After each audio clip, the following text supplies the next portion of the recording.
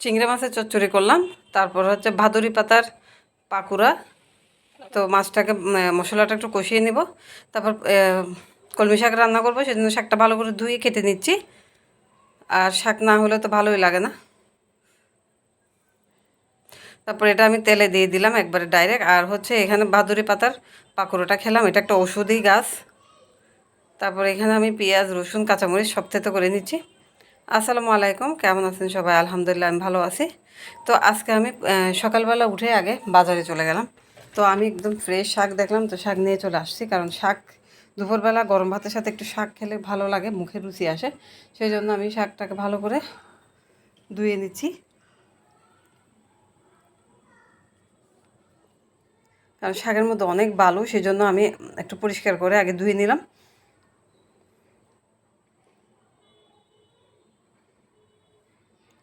তারপরে এখন আমি এটা কেটে নিব। কেটে আমি আবার ধুয়ে নিব, কারণ হচ্ছে কি শাকের মধ্যে বালু থাকে। আস্ত শাকটা ধুয়ে ফেললে বালুগুলো চলে যায়, তারপরে আবার কেটে আবার ধুয়ে ফেললে আর কোনো ধরনের বালু থাকে না।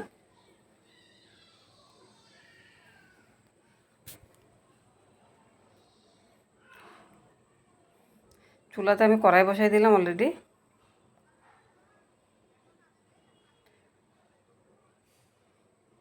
তেলটা গরম হওয়ার সাথে সাথে আমি এখানে পেঁয়াজ আর হচ্ছে রসুন আর কাঁচামরিচ দিয়ে দিলাম।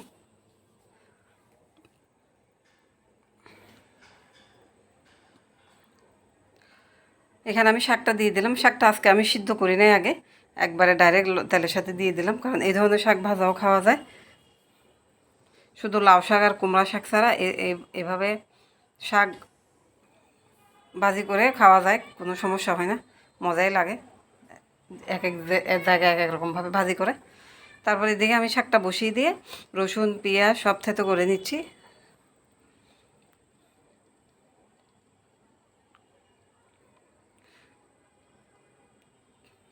একটু থেতো করা পেঁয়াজ রসুন দিয়ে রান্নার মজাটাই অন্যরকম।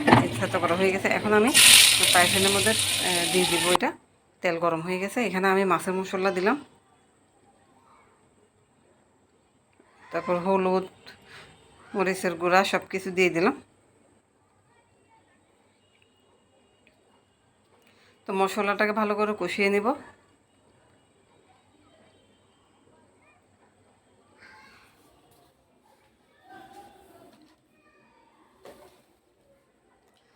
তো মাছ এখানে আমি চিংড়ি মাছ দিয়ে দিয়েছি, মাছটা কষানো হয়ে গেছে। এই হলো চিংড়ি মাছের চচ্চড়ি, খুবই লোভনীয় দেখতে, খেতেও অনেক মজা। এটা হচ্ছে ভাদুরি পাতা, কারা কারা চিনেন? এটা নাকি ঔষধি পাতা, এটা বছরে একবার নাকি খেতে হয়, জানি না, আমি কখনোই খাই নাই। খেয়েছি ছোটোবেলায়, নিজের আমার মা নিজে রান্না করে বড়া বানিয়ে খাইয়েছে। এখন আমি কখনোই নিজের থেকে খাওয়া হয় না আমার। তো এবার প্রথমবার আমার পাশের বাসা থেকে দিছে যে এটা কীভাবে মানে আমি খেতে পারি, আমার যেভাবে ভালো লাগে আর কি ওভাবে। তো পাতাটাকে আমি ভালো করে পরিষ্কার পরিচ্ছন্ন ধুয়ে নিলাম। এই হলো ভাদুরি পাতা, এক এক দেশে এক একটা বলে, আপনারা কি বলেন আমি জানি না, কমেন্টস করে অবশ্যই জানাবেন। তো এই পাতাটাকে ভালো করে ধুয়ে তারপর আমি কুচি কুচি করে কেটে নিলাম। যেহেতু আমি এটা বেসন দিয়ে, ডাল দিয়ে বানালে বেশি ভালো হয়, যেহেতু আমি বেসন গুলাবো, সেই জন্য আমি এটা বেসন দিয়েই পাকুড়া তৈরি করে ফেলবো। তারপরে এখানে আমি বেসন গুলিয়ে রাখছি, ওখানে আমি পাতাটা দিয়ে দিলাম, পেঁয়াজ দিয়ে দিলাম, কাঁচামরিচ দিলাম, লবণ দিলাম, দিয়ে এটাকে ভালো করে চটকে নিচ্ছি। এমনভাবে চটকাবো মানে যাতে পানি বের হয়ে আসে আর হচ্ছে মিশে যায় একদম, যাতে আমার বড়াটা তৈরি হওয়ার উপযোগী হয়। তো দেখতেছি এইভাবে জমাট বাঁধতেছে না, তখন আমি এখানের মধ্যে একটু চালের গুঁড়া ব্যবহার করলাম। এই চালের গুঁড়া দিলাম, দেওয়ার পর এটা শক্ত হয়ে গেছে। এখানে আমি একটু মশলার গুঁড়া দিছি, হলুদের গুঁড়াও দিয়ে দিছি। শাক যেহেতু কালারটা তেমন একটা ফুটে আসতেছে না, যাই হোক সব কিছু লবণ চেখে আমি তৈরি করে ফেললাম বড়াটা। তো এখন আমি তেল দিয়ে দিলাম ফ্রাই প্যানের মধ্যে। তেলটা আমার গরম হয়ে গেছে, এখন আমি একটা একটা করে এখানে বড়া দিয়ে দিব।